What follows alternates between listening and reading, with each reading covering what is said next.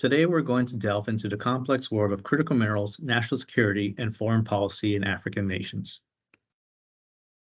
Historically, the United States' ties to the African continent have received less attention compared to other regions. In the past, Washington, D.C. has incorporated trade agreements as part of its strategic engagement with the region, such as through the 2000 African Growth and Opportunity Act, otherwise known as AGOA, which granted participating countries preferential access to U.S. markets. However, the United States' ties to AGOA countries have plateaued since 2008, contrasting with these countries' growth in economic ties with China via its Going Out strategy and the Belt and Road Initiative. Between 2007 and 2020, for example, Chinese development banks provided $23 billion for African infrastructure, while all other development banks provided less than half that amount. Now, with the global shift towards clean energy and the strategic significance of critical minerals, the United States is recalibrating its approach to Africa, aiming to diversify supply chains and secure access to these minerals at fair market prices.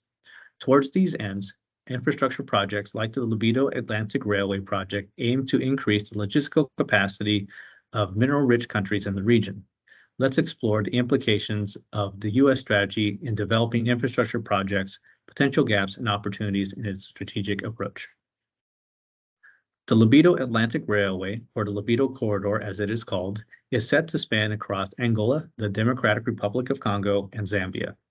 On October 26, 2023, a memorandum of understanding was signed between these three African nations, the African Development Bank, the Africa Finance Corporation, the United States, and the European Union to kickstart this massive infrastructure endeavor in Central Africa. The Lobito Atlantic Railway project is actually two rail projects. The first involves the development of a 120-year-old railway linking copper mines in the south of the DRC to the Lobito port in Angola, and the second is a greenfield rail project to connect mines in northern Zambia via the DRC railway.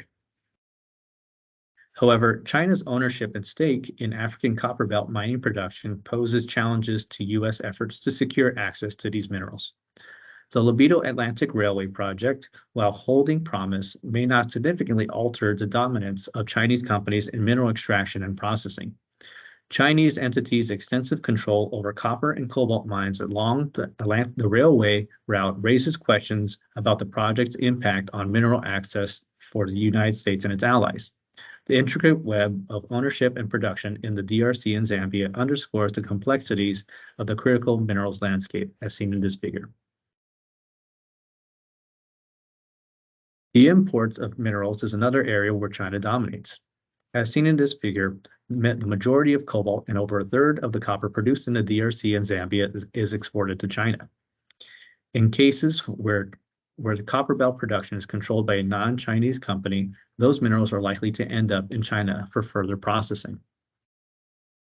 Unsurprisingly, China accounted for 76% of global refined cobalt output and 45% of global refined copper output in 2023, respectively.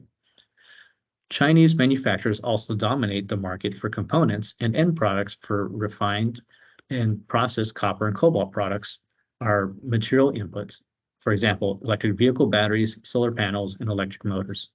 Investments in African mineral-rich countries has helped to satiate China's demand for minerals, but not necessarily the other way around.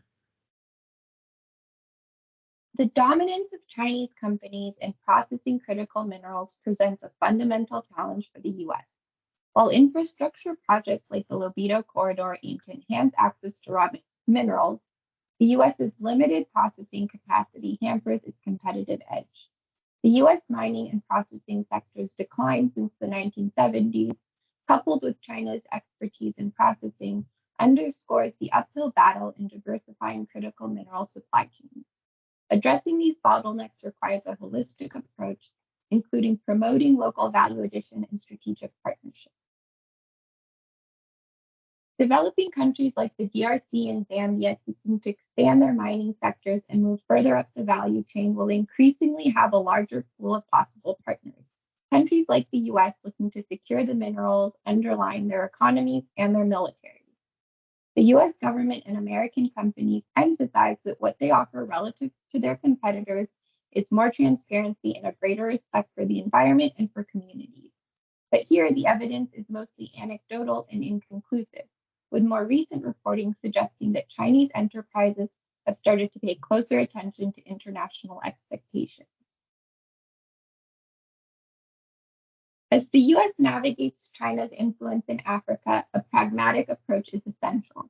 Collaborative efforts by Chinese firms to facilitate processing-related knowledge transfer and technological exchange in mineral-rich countries like the DRC and Zambia could pave the way for more sustainable solutions.